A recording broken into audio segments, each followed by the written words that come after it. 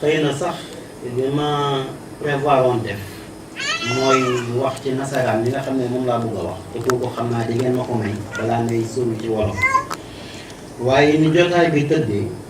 tax na du ma mën a tàmbale li nga xam ni moom laa bëggoon a wax d'abord du ma gërëm ñëpp ci wolof gërëm ñëpp ci seen teewaay fii gërëm leen d'abord pour ndombol tànk mi nga xam ne nii takkal ngeen ma ko takkal ko waa bureau yi fi nekk ñëpp ngeen nangul ñu ko muy proposition bu ñu defoon rek parce que assemblée générale dafa war a démocratique bu ngeen waxoon nit ne leneen ngeen ci xalaat dañu defee neneen rek kooku wane ne am na kóolute bu dox déjà suñu diggante ma leen ci gërëm di leen sant bu loolu weesoo may bamtuwaat nuyoo bi may nuyoo ñëpp ñi nga xam ne bàyyi nañ seen soxla ñëw fii teew fii et puis di jégalu tamit ci retard bi nga xam ne retard nañ ko waaye am na ñu bëri sax ñoo xam ne amoon nañ xel ñaar ci 15 heures bi nga xam ne moom lañ fixé woon parce que ñëpp a xam ne Kaolack tàng na tàngoor boo xam ne génn waxtu yooyu xëy na dina jafe waaye nag ay temps liggéey bi moo koy laaj duñ def toujours li nga xam ne nii mooy li nga xam ne moo ñu doon gënal may jiital ci nuyoo bi tonton Aliou Soxna mi nga xam ne suma nijaay la moo ko suma yaay ñu bokk ndey ak baay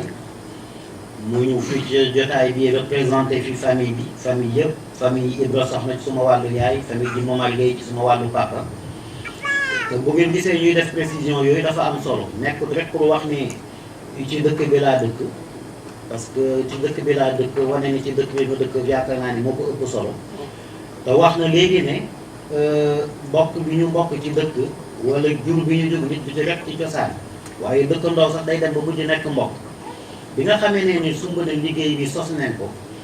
am naa xarit yu bëri yoo xam ne ñii ñu ngi États-Unis ñii ñu ngi Canada ñoo xam ne ñu ngi ci France bi ma nekk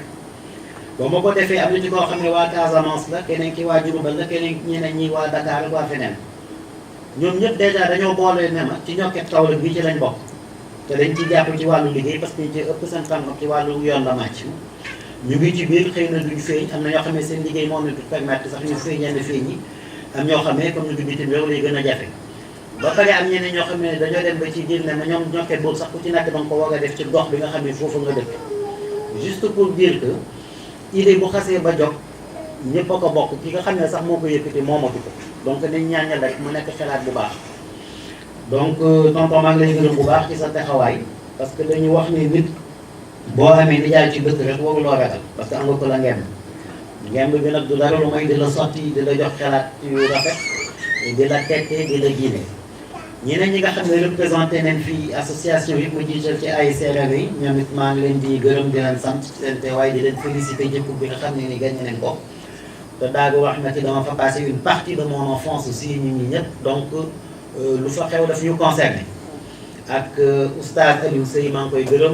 gërëm monsieur Diouf gërëm représentant village artisanal bi gërëm mbootaayu jigéen ñi nga xam ne ñu ngi leen fi ak délégation bu takku gërëm nañ ñi ñëpp dinaa ñëw nag ci li nga xam ne moo sos ñokket bii lu tax ñu sos ko ak naka lañ ko sos rek fan lañ bëgg a jëm li ko tonton Oumar waxee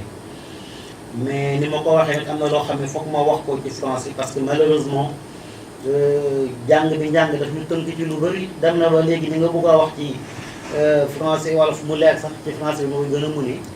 te it bu ñu yàlla dimbalee comme dañu bëgg am ay partenaires yoo xam ne nii ñoo ñu dimbali ci liggéey bi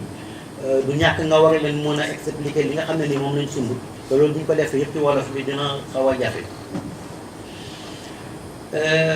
du gudd nag mais ñetti baat rek laa bëggoon a wax il était une fois le Saloum de nos ancêtres. Le Saloum était grand et le Saloum était beau. Il y faisait bon vivre. Il était une fois le bassin arachidier du Sénégal. Cette région ravitaillait en arachide l'ensemble du pays et même au-delà, nombre de pays africains. Il était une fois le port de Kaolack qui faisait la fierté du Saloum,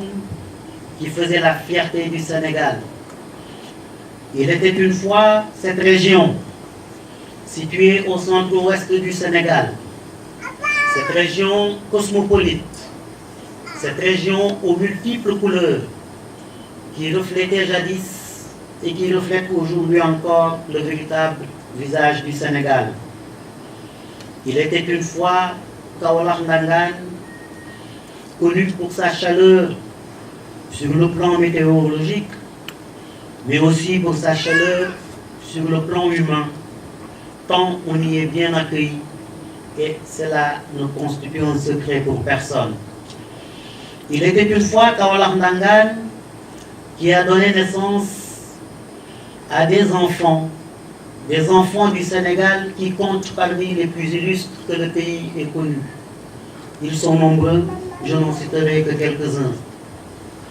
Alhaji Ibrahima Niass,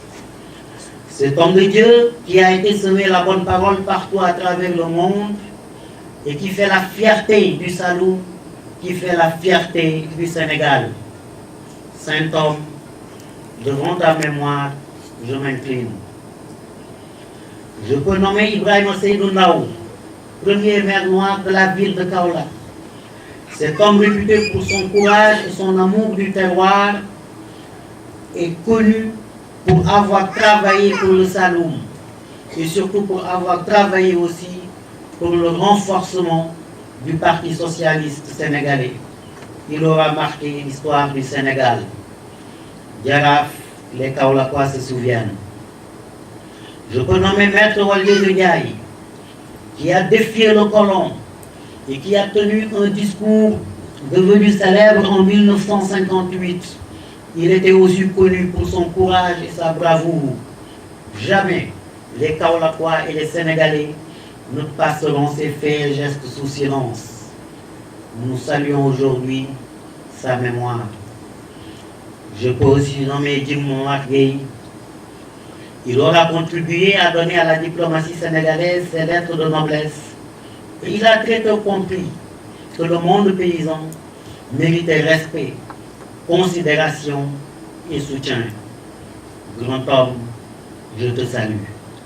C'est parce que justement, tous ces hommes, ils nous ont inspirés. Ils nous ont indiqué la marche à suivre. Ils nous ont inculqué un certain nombre de valeurs que tous, nous qui sommes ici, d'autres que vous n'avez pas vus, tous, ils se sont levés. Et en se levant, ils se sont soulevés. Et en se soulevant, ils se sont indignés. Et en s'indignant, ils ont décidé, un certain 5 mars 2018, de créer le mouvement Ñokket. Donc, ils se sont dit, et ils ont dit à leur vis-à-vis, ils ont crié à la face du monde, Ñokket, Ñokket, Ñokket, pour qu'on change à tout jamais la face de Kaolack. J'en arrive donc à la jeunesse de ce mouvement.